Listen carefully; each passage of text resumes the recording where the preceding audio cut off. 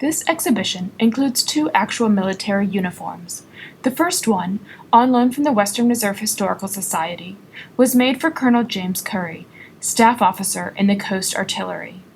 The shoulder strap features an eagle, the mark of a colonel. The label on the trousers bears the mark of the tailor who made this particular uniform. Styles of dress for women and children in the 1860s took many cues from military uniforms. The most obvious form of reference was the adoption of braid as trimming. Children's wear was particularly likely to bear such trim.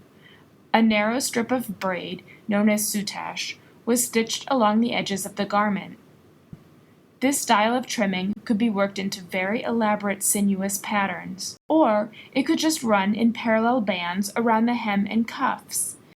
In this dress, the braid is supplemented with a trimming created by pleating the striped fabric. The trim creates the illusion that there is a jacket worn over a vest.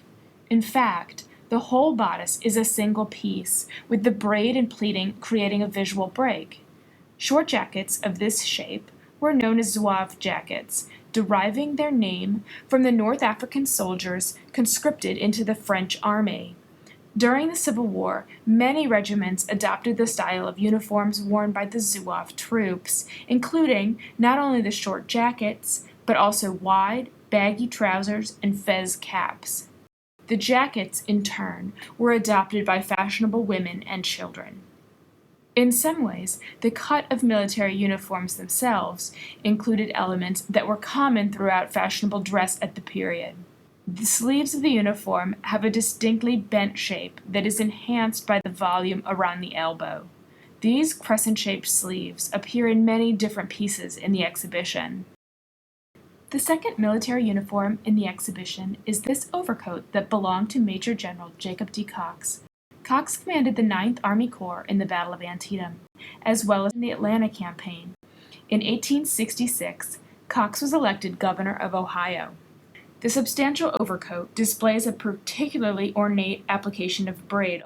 The coat fastens with toggles secured with cording. A very similar front closing appears on this women's jacket.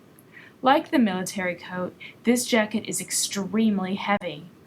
The materials imitate sealskin trimmed with Persian lamb, but are in fact black plush, edged with a material woven with heavy loops. The inside of the coat bears a thickly quilted lining of cotton ticking. The military coat bears the label Brooks Brothers. Founded in 1818, Brooks Brothers is the oldest clothing retailer in the United States. This coat would have been custom-made for Cox. During the Civil War, officers were generally responsible for securing their own uniforms. However, the government had to find a way to provide uniforms for the Army.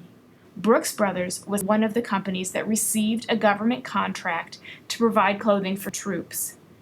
The Civil War is widely viewed as the impetus for the wide-scale adoption of ready-to-wear clothing for men.